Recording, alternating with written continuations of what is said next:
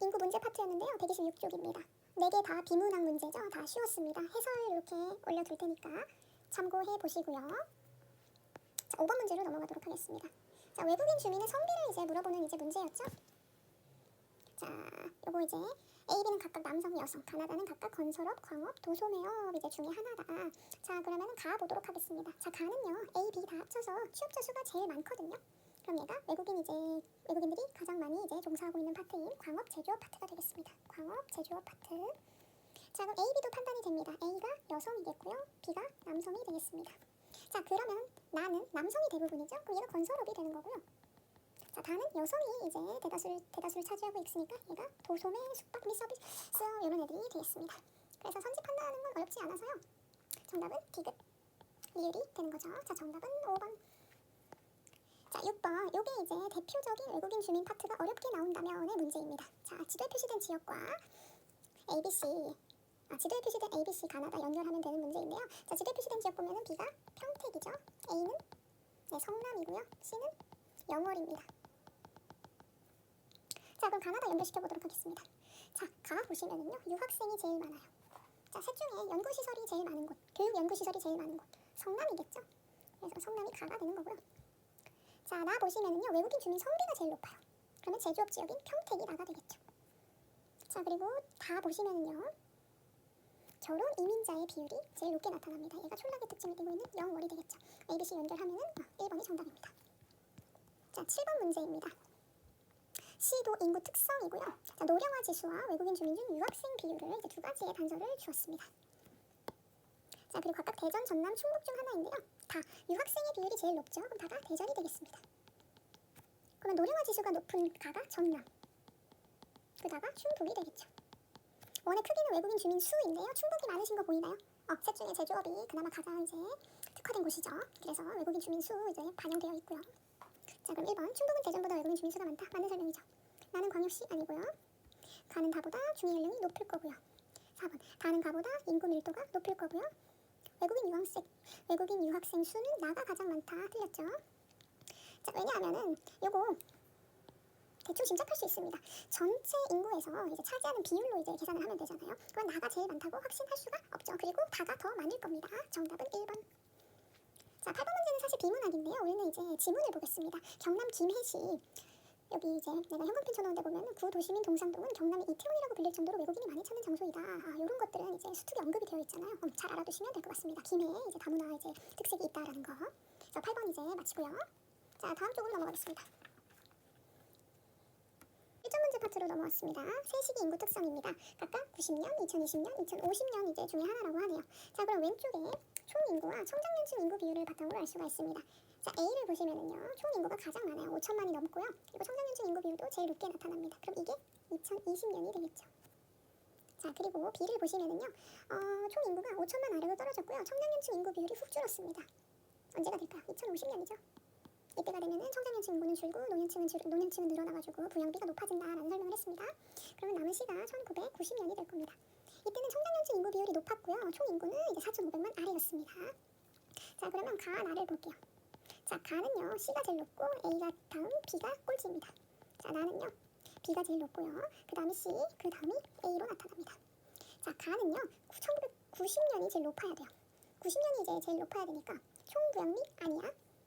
노년 부양비도 아니에요. 그러면 인구 증가율 이제 둘 중 하나가 됩니다. 그럼 나로 판단을 해야죠. 자, 나 같은 경우에는 B가 제일 높거든요. 50년이 제일 높고 그 다음이 90년, 그 다음이 2020년이거든요. 자, 그러면은 뭐가 될까요? 총부양비죠. 자, 왜냐? 청장년층 인구가 제일 비율이 높은 2020년에 총부양비가 제일 떨어지니까. 그래서 4번이 정답입니다. 요거 5번 정답으로 체크하신 분들도 이제 많았을 것 같거든요. 근데 노년 부양비 순서를 이제 나타낸다고 한다면은 B, A, C로 나타났어야 됩니다. 그래서 틀렸어요. 자, 2번. 이거 사실상 노년층 인구 비율은 증가하고 유소년층 인구 비율은 감소하고 총 인구는 이제 2020년에 정점을 찍다가 점점 감소한다라는 다 알고 있는 문제고 비문학 파트라고 봐도 이제 무방합니다. 정답은 5번이 되겠죠. 여러분들이 헷갈렸을 때 3분 선지거든요. 1980년은 2040년보다 청장년층 인구가 많다. 자, 근데요 80년은요 아까 위에서도 봤잖아. 90년 당시 우리나라 인구가 4,500만이 안 됐어요. 80년은요 더 적었습니다. 근데 2040년이 되면은요 5천만에서 이제 점차 이제 감소하다가 그래도 5천만 명 선을 그리고 청장년층 인구는 2040년이 더 많습니다. 절대적인 인구에 차지하는 청장년층 인구 비율로 이제 계산을 해야 되기 때문에 그래서 정답은 5번입니다.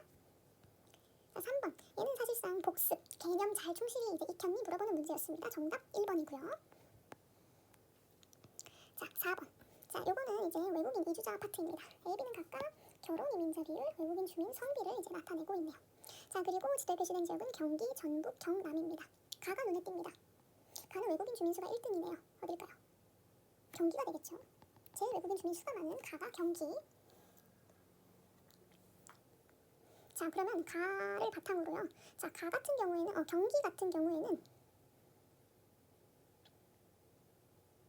경기 같은 경우에는 A가 이제 비율이 나보다 높게 나타나고요.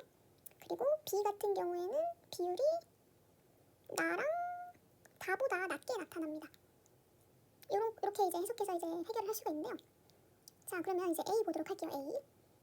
자, A 보시면은 경기에서 비율이 한 75%, 그리고 다는 비율이 아니지 상대값이잖아. 비율이 아니라 상대값이니까 다가 100이라고 쳤을 때 경기는 75입니다. 그리고 나는 그거보다 떨어져요. 근데 B 같은 경우를 보면은요, 나가 제일 이제 1등이야. 나를 100이라고 봤을 때 다가 조금 더 높고요. 경기가 제일 낮게 나타납니다. 그럼 B는 경기에서 이제 제일 낮게 나타나요. 그리고 A 같은 경우에는 다 다음으로 2등입니다. 그럼 B가 뭐겠어? 결혼 이민자 비율이지. 경기도는 대부분 외국인 근로자가 차지하고 있기 때문에 비율로 따지면 결혼 이민자 비율이 셋 중에서 제일 낮을 겁니다. 그럼 A가 뭐가 되겠어요? 성비가 되는 거죠. 그러면 성비가 제일 높은 다가 경남이 되는 거고, 결혼 이민자 비율이 제일 높은 나가 전북이 되는 거죠. 그래서 기억 틀렸고요. 니은 가는 나보다 결혼 이민자 수가 많다. 숫자 자체는 외국인 주민 수 자체가 많은 경기가 더 많을 겁니다. 니은 맞는 말이고요. 디귿 나는 나보다 지역 내에 남성 외국인 주민 수가 적다. 그쵸? 결혼 이민자 같은 경우에는 보통 한국인 남성과 외국인 여성의 조합이 더 많다고 했잖아요. 그래서 결혼 이민자 비율이 높다는 거는 외국인 여성이 더 많다는 겁니다. 그래서 리을은 이제 틀렸죠. 리을 틀렸죠. 다는 가보다 외국인 유학생 수가 적을 겁니다. 연구시설, 교육시설 같은 건 경기도가 더 많을 테니까. 그럼 정답은 3번이 되는 거죠. 5번 문제입니다. 세 지역의 외국인 주민 특성 나타낸 겁니다. 가나는 결혼 이민자 아니면 외국인 근로자고요. 자, 지도에 표시된 지역부터 보죠. 어디예요? 나주. 어디입니까? 화순이 되겠고요. 여기는 여수죠. 자, 그럼 가나 여성과 남성의 숫자를 줬는데요. 단위 수가 다른 거 보이십니까? 가는요. 남성은 거의 4천명 가까이까지 범례를 줬거든. 그러니까 남성이 월등히 많은 거예요. 가가 외국인 근로자죠. 외국인 근로자. 그럼 나가 결혼 이민자야. 여기 보시면은 여성이 남성보다 숫자가 더 많게 나타난 거를 볼 수가 있습니다. 그럼 왼쪽 외국인 근로자 보고 판단해 볼게요. 남성의 숫자가 월등히 많은 얘가 여수가 되겠죠. 여수가 A가 되는 거고요. 자, 그리고 여성의 숫자가 좀 높게 나타나는 게 셋 중에서 그나마 이제 조금 제조업보다는 서비스업이 이제 두드러지는 나주가 되겠죠. 나주는 혁신도시로도 지정되어 있잖아. 그러면 화순이 C가 되겠습니다. 그럼 선생님 이거 결혼 이민자 보면은 A가 숫자가 제일 많은데 이건 뭐죠? 분명 이제 촌락이 결혼 이민자가 많다고 했는데 숫자와 비율의 차이를 이해하라고 했었죠. 여수가 인구가 30만 정도 된단 말이에요. 그렇다 보니까 여수 인구 자체가 많아가지고 결혼 이민자 숫자도 여수가 제일 높게 나타나는 게 맞습니다. 그래서 A, B, C 다 찾았고요. 1번 반대로 써놨죠? 틀렸고요. 자, 2번 A는 B보다 광주로의 통근 통학 비율이 높다. A는 광주에서 멀리 떨어져 있잖아. 그래서 아니고요. 자, 3번 C는 B보다 결혼 이민자의 성비가 낮다. 이거 맞는 말이죠.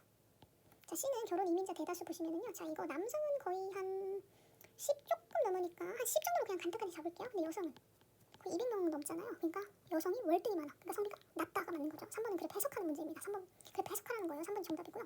자, 4 A, C 행정구역 경계에 안 되어 있고요. 자, 제조업 출력이 가장 많은 데는 A가 되겠죠. 자, 정답 3번. 6번 사실상 비문학 문제였습니다. 그래서 정답 3번입니다. 우리가 이제 알아야 될 거. 비읍. 우리나라 시군구 중 외국인 주민수가 가장 많은 지역. 안산입니다. 나머지는 이제 해설해 나왔으니까 읽어보시면 될 것 같습니다.